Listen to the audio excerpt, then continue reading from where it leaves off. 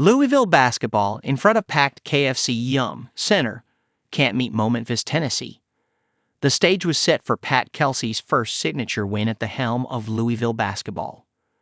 Instead, it was his first butt-kicking, one in which he said his team was bested in almost every single facet of the game.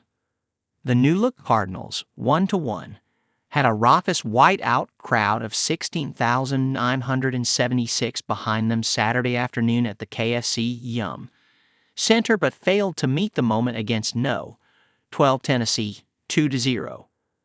The Volunteers never trailed and led by as many as 26 points in handing U of L its 16th consecutive loss to a ranked team, 77-55. "I will embrace this butt-kicking," Kelsey said. "I've had my butt kicked before, and I'll probably have my butt kicked again. We've done a little butt kicking as well.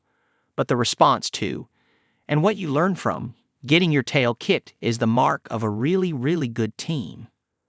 After Monday's dominant season-opening win against Morehead State, Kelsey recalled the hint of hesitation he had when athletics director Josh Heard and his longest-tenured assistant coach, Brian Cloman, approached him about scheduling UT for Game 2 of his tenure. When Heard came up to him Saturday to console him after the lopsided result, Kelsey said he told his boss, "Thank you, that's exactly what this team needed." At the least, the matchup galvanized a fan base that, after enduring the doldrums of the Kenny Payne era, was starving for a big-time home atmosphere, and taught Kelsey and his staff a lot about their completely overhauled roster. "Coach, Skip," Prosser used to say, "you find out what's inside the orange when you squeeze it," Kelsey told reporters Friday. Both teams are going to get squeezed tomorrow. The orange-clad visitors had Louisville in a vice grip, especially out of the gate.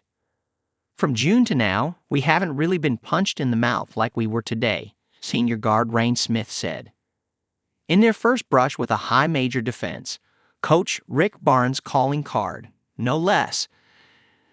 The Cards missed their first 7 shots and allowed the Vols to open on a 10-0 run.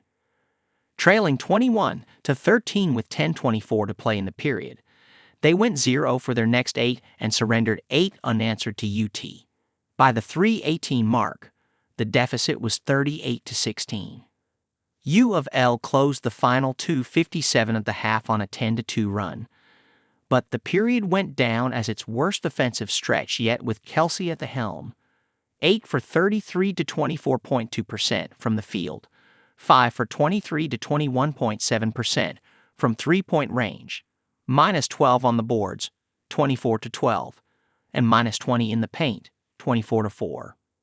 It finished with the lowest field goal percentage of the 49-year-old Cincinnati native's head coaching career, 26.7%, 16 for 60, while going -14 on the boards, 40-26, and -30 in the paint, 40-10. Dating back to Kelsey's first season at Winthrop, 2012-13, Saturday marked only the 4th time one of his teams shot below 30%.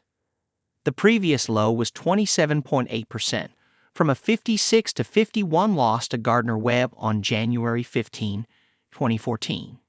It stunk. Kelsey said of Louisville's offensive execution Saturday, "You have to give credit to Tennessee. They're a very, very sound defensive team. They're extremely physical and didn't allow us to get into a rhythm. They blew up dribble handoffs and were very aggressive on ball screens, just muddied up the game. And it forced us to play without the normal flow. It's hard to dig yourselves out of that kind of hole, especially when UT shot 56.6% from the field, went 10 for 19 from deep, and answered nearly every punch the Cards threw. The closest they got after halftime was 9:47-38 at the 13-17 mark, after back-to-back threes from Rain Smith, but the Vols proceeded to go on an 8-0 run and won the final 12-44, 27-17. Tennessee's dynamic backcourt duo of Zakai Zeigler, the reigning SEC Defensive Player of the Year, and Chaz Lanier, a fifth-year guard who transferred in from North Florida this offseason, led all scorers with 19 points apiece. Louisville forced a career-high 11 turnovers out of Zeigler, but the 5'9" senior still finished plus 26 with a game-high 7 assists. Smith led U of L in scoring with 18 points on 5 for 13 shooting, 4 for 12 from 3.